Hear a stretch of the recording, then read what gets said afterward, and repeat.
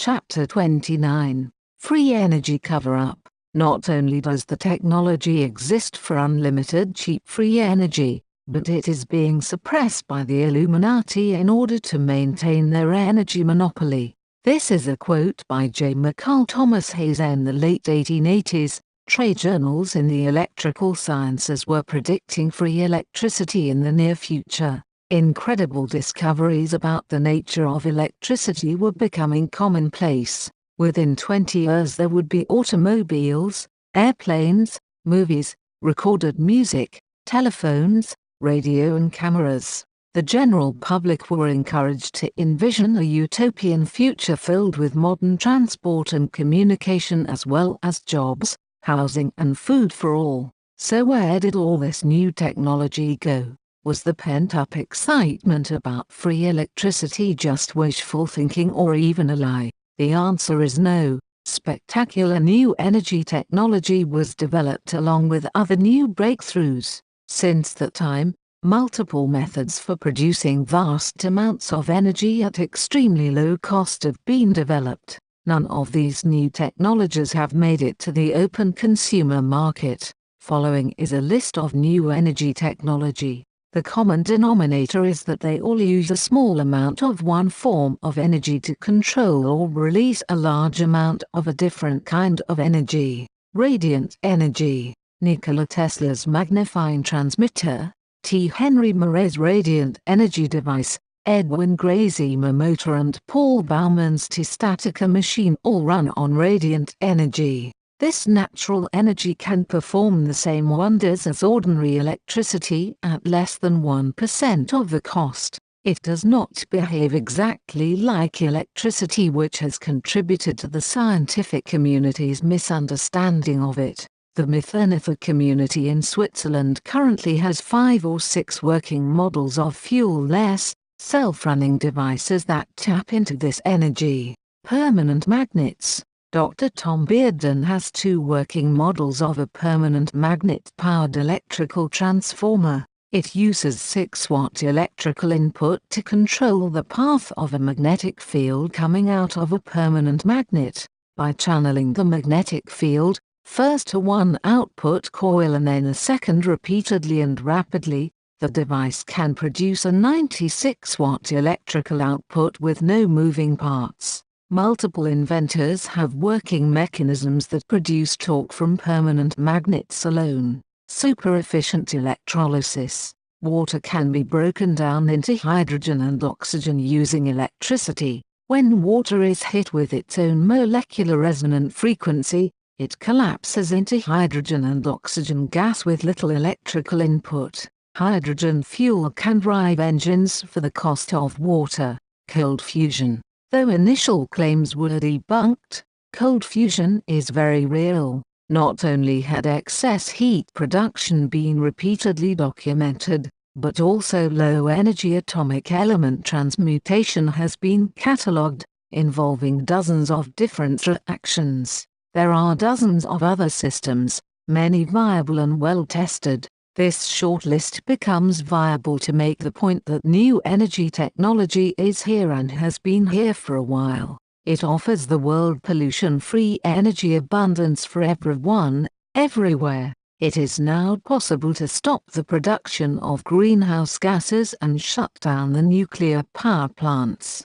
Transportation costs and production costs for almost everything can be dramatically reduced. Yet all of these tremendous benefits for the human race that would make lives so much easier have been denied or postponed for decades. Why? Whose purpose is served by doing this? 4 invisible forces. There are 4 forces that have worked together to create this situation. The first force are the wealthiest families and the central banking institutions. Their motivations are greed and the need to control almost everything except themselves. Their plan is to eventually control all of the resources of the world and thereby control everybody's life through the availability of all goods and services. An independent source of wealth such as a free energy device within the hands of every human in the world would ruin their plans for world domination.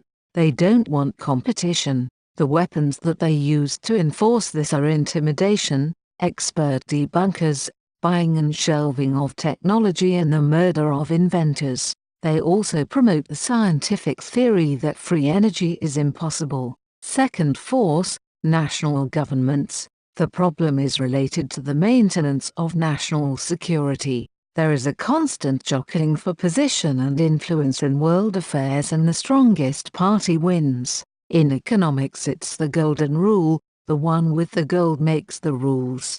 Unlimited energy on this planet will lead to an inevitable reshuffling of the balance of power. Everybody will want it, and at the same time, want to prevent everyone else from getting it. Therefore, national governments' motivations are self-preservation. Their weapons include preventing the issuance of patents based upon national security grounds, harassment of inventors with criminal charges, tax audits, threats, phone taps, arson, theft, and other intimidation tactics that prevent a business of building and marketing a new energy system almost impossible. Third force consists of deluded inventors and con men. On the periphery of extraordinary scientific breakthroughs that constitute real and new energy technology, lies a shadow world of unexplained anomalies, marginal inventions, and unscrupulous promoters. The first two forces have constantly used the media to promote the worst examples of this group, to distract the public's attention, and to discredit real breakthroughs by associating them with the frauds. So the third force is delusion and dishonesty. The motivations are self-aggrandizement, greed, want of power over others, and a false sense of self-importance. The weapons used are lying, cheating, self-delusion, and arrogance combined with bad science. Fourth force, the rest of us, operating to postpone the public availability of new and free energy technology.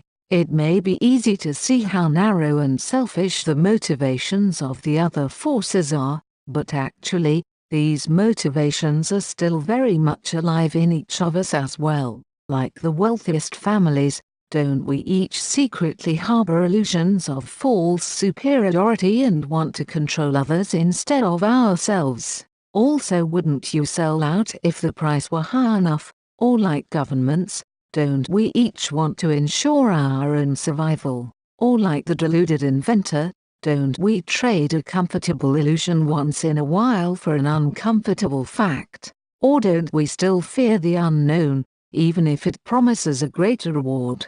All four of these forces are just different aspects of the same process. There is really only one force preventing the availability of new and free energy technology, and that is unspiritually motivated behavior. New energy technology is an outward manifestation of divine abundance. It is the engine of the economy of an enlightened society, where people voluntarily behave in a respectful and civil manner towards each other.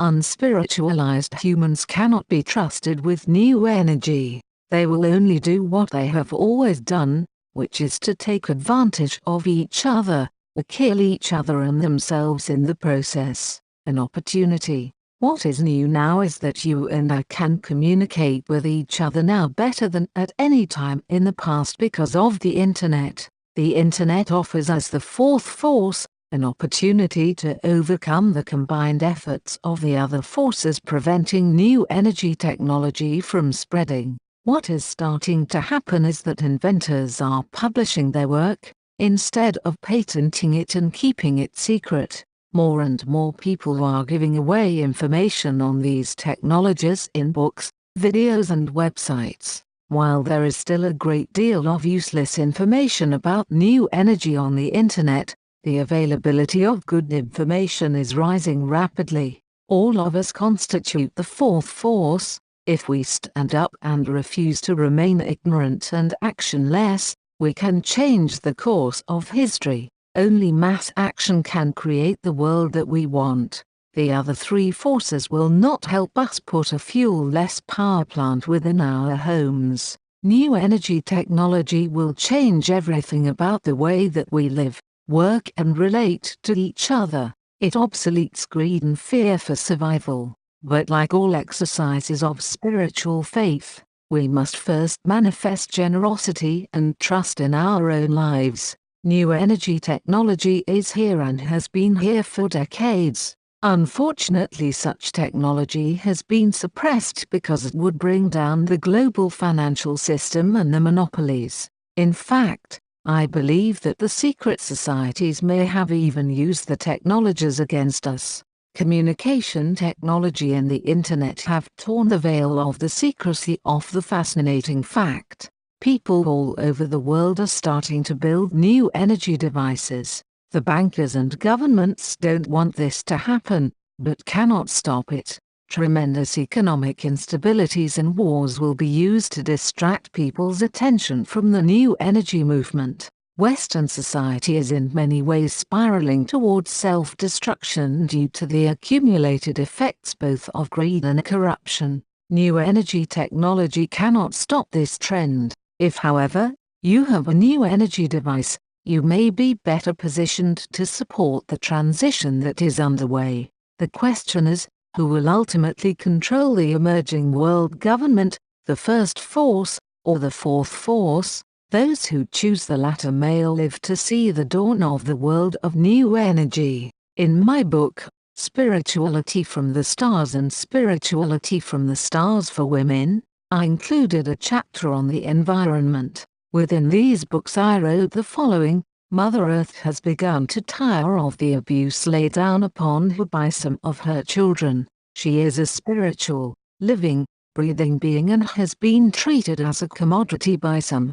This has saddened her. She is more than willing and able to give to her residents, her children, but to continuously keep giving to her children with little in return, not even respect. She realizes the mistakes that humanity has made and still makes. There is access to free and unending energy supply, but still she sees herself plundered for oil. There are nations and continents surrounded by seawater, another misused form of potential energy. There are nations that endure the intensity of strong wind and they are unable and underdeveloped to keep pace with the energy created. Last year I watched a film named Sirius. It was co-produced by Stephen Greer, who I will mention again later. Within this documentary-type film there included a segment where what looked like a small coppery coil was powering a light bulb. This coil was not plugged into mains electricity. It looked around possibly 6 inches tall upon a desk or table and was powering the bulb. It was something to behold, and yet more proof that new and possibly free technology already exists.